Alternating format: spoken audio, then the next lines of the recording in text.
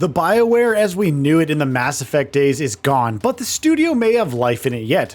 Anthem's disastrous launch spelled the downfall of the once beloved RPG studio, with a trend-chasing focus on live service, something entirely out of the blue for them up until that point. Mass Effect Andromeda was prevalent bugs and a mediocre story definitely disappointed fans. Bioware needs a win right now, and that win needs to be Dragon Age: The Veilguard. With a rocky development spanning 10 years, The Veilguard is finally right around the corner with an October 31st release. Bioware is even confident enough to give hands-on previews to media, along with a bevy of gameplay videos. While the Veilguard may not be the Dragon Age you recognize at first glance, it does have potential to be BioWare's most exciting game in a long time. Here's why Dragon Age: The Veilguard may be one of the biggest games of the year. Right off the bat, the most immediate shift from previous Dragon Age games, aside from art style, is the real-time action combat. Inquisition started the shift from tactical D&D derived combat to a more action-oriented approach, yet it still kept role-playing elements like full party control and pause-and-point gameplay with a classic top-down perspective. The Veilguard goes further than Inquisition with its action combat, opting to eliminate player control of party members entirely. Bioware balanced the inability to directly control the party by giving the player, named Rook, more class options than ever before. You now have a larger specialization pool to branch out from your 3 starting classes, which form the tried and true warrior, mage, and rogue roles. The Veilguard allows for a more self-sufficient style of play without the need to constantly rely on party members to survive. But party strategy is still important here, it's just more action-oriented with combo opportunities, knocking out enemies with devastating team attacks.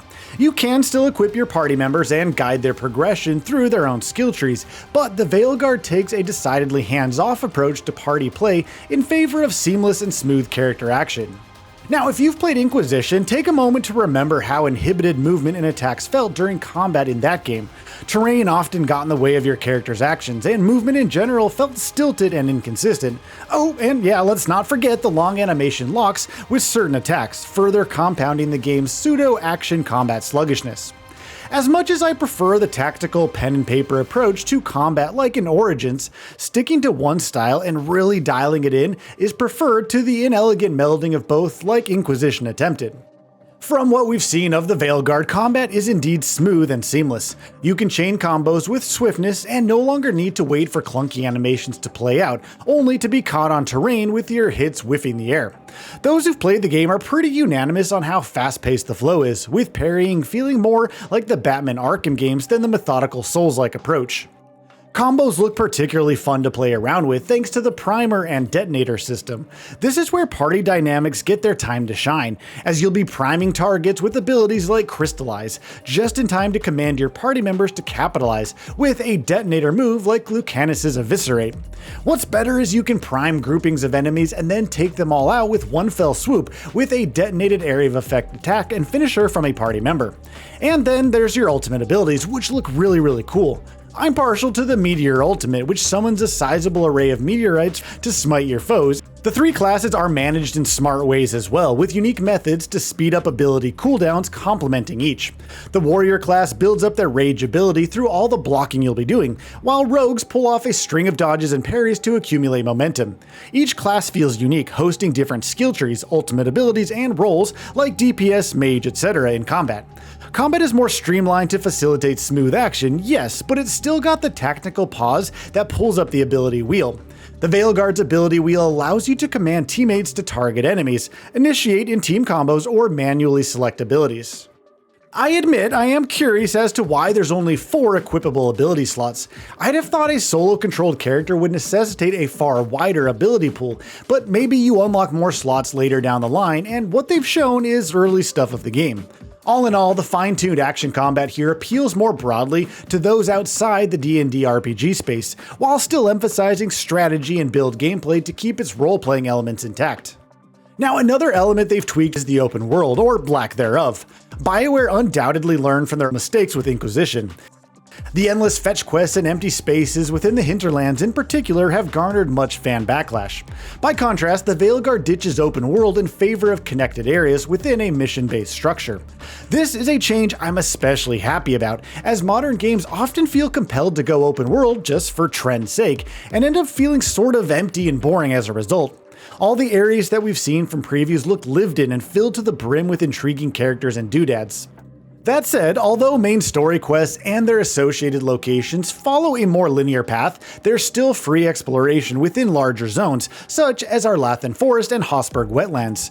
Expect a host of side content ranging from collectathons to hunts and more. The mission-based structure is facilitated through a central hub called the Lighthouse, which acts as your base of planning. It's at the Lighthouse where you'll decide which missions to go on and in what order. It's also where you'll be hanging out with your favorite party members, eventually going on companion quests with them. I'm looking forward to the more handcrafted approach to mission design and environments, and I'm curious of how the hub area changes throughout the narrative. The hub and spoke design of the Lighthouse brings me to the characters that make up the Veilguard. Bioware games live and die by the characters and your relationships with them, and Veilguard looks to be taking that essence to heart. The Veilguard isn't just the name of the game, it's also the name of your plucky band of 7 companions. Each companion has their own living quarters within the Lighthouse, which they'll upgrade and spruce up as the game progresses. Previews even say there's a pop-up sign in front of these quarters indicating that they have something new to discuss with you, giving me good memories of Mass Effect's Normandy. As you get to know your companions better, you earn specific skill points which upgrade their skills and passive abilities, resulting in some neat story/gameplay integration. Your classic Bioware dialogue wheel is alive and well here. Although we've only seen 4 choices at most in gameplay snippets, I assume the choice paralysis comes in later in the narrative when you'll be presented with many conflicting decisions in any given exchange. Your choices can get party members hurt and angry at you, which shows itself in the approval/disapproval system that keeps tabs on your relationship status with each companion. One-on-one conversations with party members thankfully don't have the abrasive hand-holdy dialogue that some of the other narratives in the game admittedly does. Folks who've played the game say these party member interactions are well done and on par with the Bioware of old, which is definitely a fantastic sign. Bioware has always excelled in their party member relationships, and it looks like the Veilguard may supply that in a way that we haven't experienced since, well, I guess since Dragon Age Inquisition 10 years ago. What really makes Dragon Age the Veilguard stand out is its deep lore and story spanning over a decade of games and media. It's disappointing that none of your choices from Origins or Dragon Age 2 carry over to the Veilguard. Yes, only 3 key decisions from Inquisition carry over, but the lore is kept consistent from what we've seen thus far. The main villains here, like Solus, have deep backstories, with complex motives just begging to be explored deeper. These aren't your generic, basic, brain-dead villains, but rather well-thought-out characters built from a rich tapestry of lore spanning years. Even if I didn't care for Solus's intricate plot in Inquisition, it has good logic to it and opens up the lore a ton with its impressive historic complexity. And maybe even the neon-lit color palette that the Veilguard touts has a lore reason to it too. Rifts are letting out floods of demons into Thetis as the boundaries between the Fade and the terrestrial realm get intertwined. The bright purples and violets may have a reason linked to this phenomenon, but even if they don't, it's a stylistic choice that facilitates advanced particle effects and 4K OLED UHD quite well, like it or not.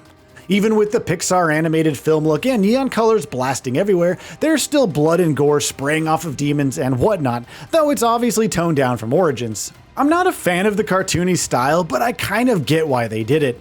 The Veilguard looks to be the most impressive Bioware game in many years, and shows more polish than Mass Effect Andromeda, and doesn't have the live service trappings of Anthem. While I still have some reservations about the cartoony neon art style, or the shift to more action-oriented combat, the Veilguard looks like a comeback for Bioware, and that alone makes it one of the biggest games of 2024, considering the studio's history providing the best stories and characters in gaming. So, what are your thoughts on this? Go ahead and share them in the comments below. And if you like this video, please subscribe to the channel and enable all notifications by clicking the bell icon to get new video updates. We upload every day and would really appreciate your support. Thanks for watching.